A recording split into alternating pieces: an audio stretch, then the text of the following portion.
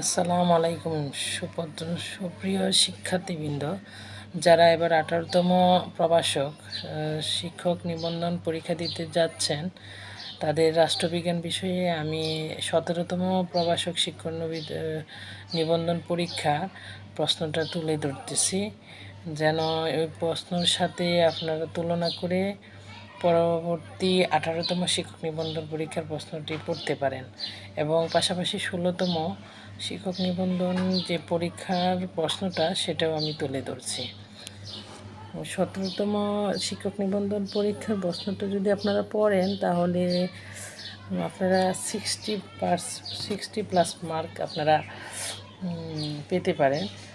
কারণ বিগত সালের যে পরীক্ষার প্রশ্ন অ্যানালাইজ করে যদি আপনারা দেখেন, তাহলে দেখবেন 60+ নাম্বার আপনারা পাবেন ওই বিগত সালের যে প্রশ্নটা, সে প্রশ্ন থেকে। আমার এই ভিডিওর মাধ্যমে যদি আপনাদের ভালো লাগে, কোনো উপকারে আসে, তাহলে ভিডিওতে লাইক, কমেন্ট এবং শেয়ার করবেন। পাশাপাশি বেল আইকনটি বাজিয়ে রাখবেন, যেন পরবর্তী ভিডিও আপলোড করার সাথে সাথে আপনাদের কাছে চলে আসে।